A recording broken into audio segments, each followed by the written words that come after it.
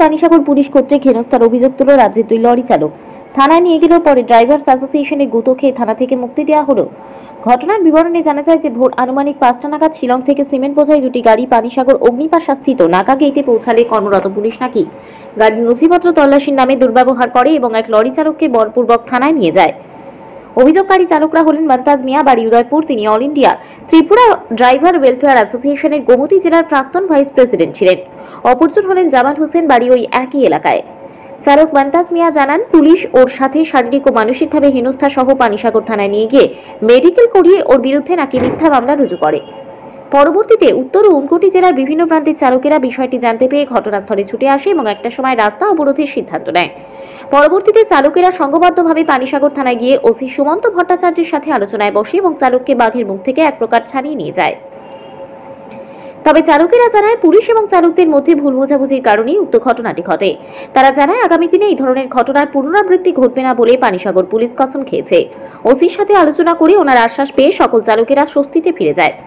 এতে উপস্থিত ছিলেন অল ত্রিপুরা ড্রাইভার্স ওয়েলফেয়ার অ্যাসোসিয়েশনের ঊনকোটি জেলার কোষাধ্যক্ষ সুভাষ দাস, ঊনকোটি জেলার জেনারেল সেক্রেটারি অবিনাশ দে, উত্তর জেলার district secretary Subir Debnath, accountant Sunil Debnath, Gomati জেলার ডিস্ট্রিক্ট প্রেসিডেন্ট শাহজাহান মিয়া, সাধারণ সদস্য রন্টু দাস সহ অন্যান্য সদস্যরা।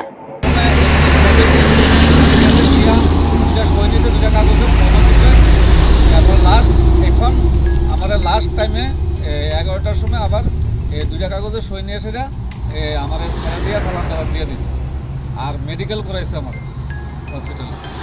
এইগুলো আমার এই দোষ। আমি তার ওনার সাথে আমি এতটুকু কথা কইছি যে আমি দুইবার পয়সা দিকে লেগে মানে এখানেও ইয়ে হয়ে গেছে সেটা আমার ধাক্কায় ধুকায়। এই ঘটনাটা কটার সময় হয়েছে? সকাল 5টার ভোরের দিকে। কি নাম আপনার? আমার নাম মমতাজ মিয়া। বাড়ি কোন জায়গায়? বাড়ি হচ্ছে উদয়পুর, গোমতী ডিস্ট্রিক্ট। আপনার গাড়িতে কি লোড আছে? সিমেন্ট লোড আছে। কোন জায়গা থেকে নিয়ে আইতেছেন? মেঘালয় থেকে। যাবেন কই? আগরতলা। আগরতলা। আপনার সাথে কি হয়েছে? আমার সাথে সেরকম ঘটনা হয়েছে। আমরা 5টার সময় পানিসাগর, আমরা বাগবাসাতে নাইট করছিলাম।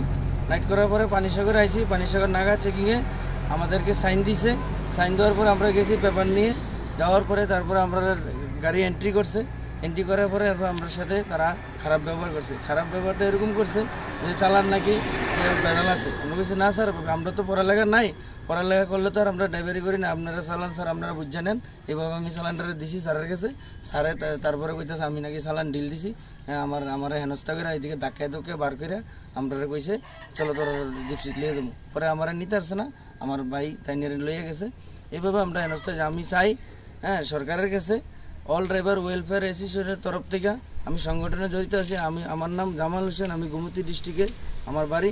আমরা চাই ত্রিপুরা রাজ্যে যত নাগা চেকিং আছে প্রত্যেকটি নাগা চেকিংয়ে যেন রাতের বেলা মেড ইন চায়না লাইট ব্যবহার করে, সেগুলি যেন বদ্ধ হোক।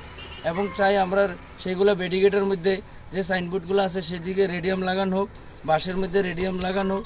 সেদিকে আমরা চাই এইভাবে যেন আমরা কাজ করতে পারি, আমরা লেগে সুবিধা হইব। এখন রাত্রেবেলা ভোরবেলা আপনারা নিয়ে গেছে তাইকে, এখন ছাড়ছে তো আপনারা তো গেছিলেন, গিয়া বড়বাবুর সাথে দেখা করছেন। তাই কি কইছে আপনার? বড়বাবু কইছে, আশ্বাস দিছে যে পানিসাগরে আর কোনোদিন এরকম হতো না। যদি এরকম হয় কোনো রেজাল্ট পায় তাহলে তোমরা সঙ্গে সঙ্গে থানার যাইতাম কইছে। এবং কি ভিডিও করার জন্য আমরা পারমিশন আছে। হ্যাঁ, আমরা কইছি স্যার ভিডিও করার পারমিশন আসেনি। হ্যাঁ, সারা কইছে করতে পারবো, অনেক কিছু ব্যাপার আছে। হ্যাঁ, এইভাবে আমরা আশ্বাস দিয়ে কইছে আর হতো না, এরকম আর হতো না। এখন ওনার বিরুদ্ধে কি কোনো মামলা গ্রহণ করা হয়েছে পানিসাগর থানায়? পানিসাগর থানায় কি ওনার বিরুদ্ধে কোনো মামলা গ্রহণ করা হয়েছে? না, পানিসাগর থানাতে ওনার বিরুদ্ধে 170 দ্বারা একটা আইতান করছে। এটা নাকি উনি নিজেরটা নিজে ভুল স্বীকার হয়েছে, যে ভুল হয়েছে, যে ভুলটা স্বীকার করে উনি নিজেরটা নিজেই সমাধান হয়েছে। এইভাবে একটা 170 দ্বারা একটা সেকশন দিয়া ওনাকে আমরা এখন অল ড্রাইভার কল্যাণ সংগঠন থেকে আমরা ওনাকে নিয়ে আসলাম গাড়িতে। Jai Bharat, all driver welfare association জিন্দাবাদ। আমি আশিস দেবনাথ, নর্থ ত্রিপুরা। তো আজকে ভোরবেলা আমার কাছে একটা খবর আসে যে আমাদের সংগঠনের একজন কার্যকর্তা মমতাজ মিয়া, গোমতী জেলার, ওনার গাড়ি নাকি পানিসাগর নাকা পয়েন্টে তারা চালান এন্ট্রি করা নিয়ে একটা তর্ক বিতর্ক হয়। এই তর্ক বিতর্কের মাঝে পুলিশ প্রশাসনও একটু মেজাজে ছিল তখন ওনাকে নিয়ে যায় পিএসএ নিয়ে যাওয়ার পরে ওনাকে মেডিকেল করায়। তো প্রথম বলেছিল যে কেস দেবে, বেল আর নিয়ে আসতে হবে। তখন আমরা যাই সংগঠনের পক্ষ থেকে, আমাদের ঊনকোটি জেলার আরও 2জন স্যার আছেন, ওনাদেরকে নিয়ে আমরা সবাই যাই। যাওয়ার পরে অফিসারের সঙ্গে কথা বলার পরে উনি আশ্বাস দিয়েছেন যে দ্বিতীয় দিন এরকম আর কোনো সমস্যা হবে না। যদি কোনো এই ধরনের লিগ্যাল থাকা কোনো গাড়ির সঙ্গে যদি তারা অবৈধ আচরণ করে, তাহলে অতি সত্বর ওনাকে খবরটা দেওয়ার জন্য উনি এটার অ্যাকশন নেবেন।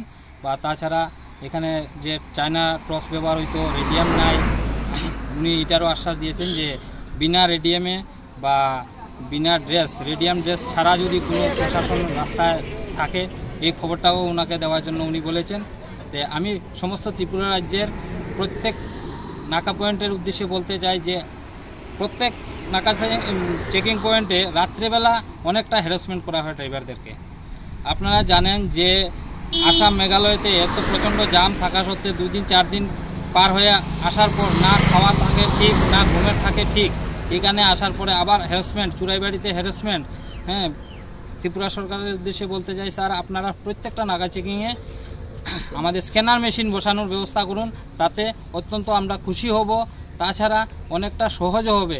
আর অবৈধ কাজে যেসব ড্রাইভাররা জড়িত আছে, ওদের উদ্দেশ্যে কঠোর পদক্ষেপ নেওয়া হোক। সেটা আমার লাইসেন্সই ক্যান্সেল করা হোক।